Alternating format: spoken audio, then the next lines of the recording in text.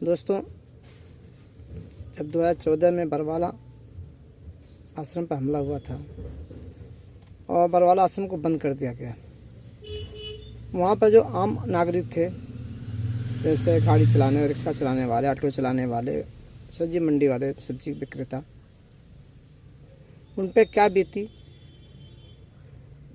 आइए इस भाई से सुनिए, इस किसान भाई से। देखिए क्या कहते हैं। जिस टाइम बरवाला के अंदर संत रामपाल महाराज मौजूद थे, आज चाहे सब्जी मंडी के पड़िए हो, चाहे किसी के रूम किराया देवा हो, चाहे रेलवे स्टेशन पर वह भीड़ हो, सब लोग याद करें जी हमारी रोजी रोटी ही चलेगी उनके जाने के साथ ही, ऐसा भी महसूस करें जी। तो अभी आपने सुना, तो उनके लिए तो भगवान थे, परमात्मा, क्योंकि उनके घर की रोजी रोटी चलती थी, उनका घर का परिवार चलता था, तो वो भगवान तो मानेंगे। और आपके मानने नाम मानने से भगवान की परिभाषा नहीं बदल जाएगी। अच्छा, रही बात सम्मान की जी, अपने बरवाड़ा वार्ड नंबर 7 में पीछे से एक हादसा हो गया था, एक डाट गिर गई थी, 2 लड़कियां उसमें। और देखो जी उस स्थिति में बरवाड़ा शहर बतेरा बटा हुआ है, क्या चीज की कमी होती, लेकिन उनकी सुध बुद्ध किसी ने ली तो को नहीं। हाँ। उस परिस्थिति में संत रामपाल महाराज आए। हाँ। उन्होंने सीधा अपने भक्तों के माध्यम से आदेश दिया कि ये दीन दुखियों के तुरंत प्रभाव से इलाज और उनका मकान बनाया जाए। देखो जी कितना सुंदर मकान बना के दिया, तो सम्मान तो होगा। अब किसानों की तो दोस्तों, अभी आपने सुना किसान भाई का।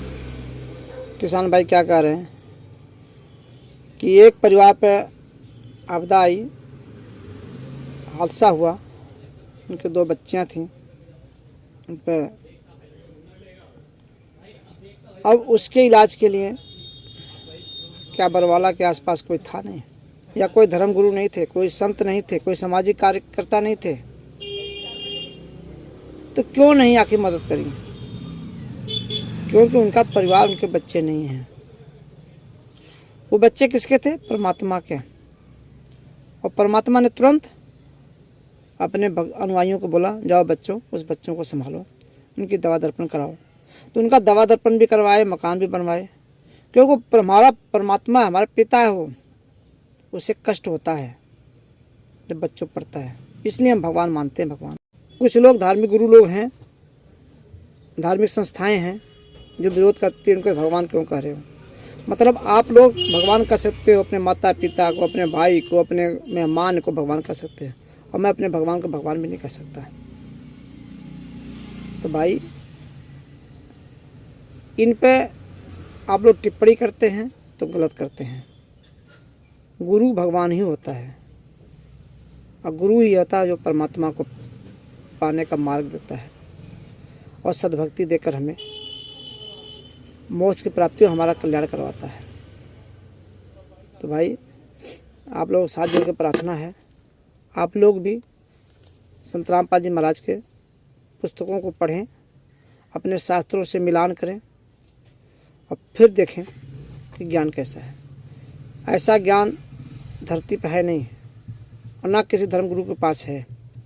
किसी धर्मगुरु ने आज तक शास्त्रों खोल के दिखाया नहीं। जिसने जो भी दिया, आप लोगों ने उसको भक्ति मान लिया। आप लोग पढ़ लिख के भी आपने कभी पूछा किसी धर्मगुरु से कि आप जो ज्ञान दे रहे हैं किस शास्त्र से दे रहे हैं, कहाँ से प्रमाण है? राधे राधे भगवान का मंत्र हो गया, कृष्ण कृष्ण हरे राम राम राम हो गया मंत्र। अरे मंत्र कहाँ है? किस शास्त्र में प्रमाण है?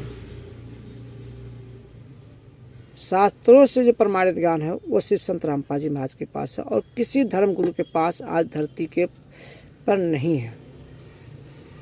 और सच्चा संत कोई है तो संत रामपाल जी महाराज हैं। आप विरोध कर रहे हैं तो विरोध जब करिए, पहले ज्ञान को मैच कर लीजिए, शास्त्रों को मिलान कर लीजिए, शास्त्रों को पढ़िए। और संत रामपाल जी महाराज ज्ञान गंगा पुस्तक, जीने राय पुस्तक, और भी पुस्तकें जो संत रामपाल जी महाराज लिखित करिए, उनको आप मिलान करिए, फिर आप विरोध करिए क्या ये गलत लिखा हुआ है। संत रामपाल जी महाराज जो भी पुस्तक लिखे बिल्कुल सच है, शास्त्रों से प्रमाणित है। सभी शास्त्रों को आप मिलान से कर सकते हो। दोस्तों, आज तक यहीं, फिर दोबारा मिलेंगे, तब तक के लिए सत साहेब बंदी छोड़ सतू रामपाल जी भगवान की जय हो।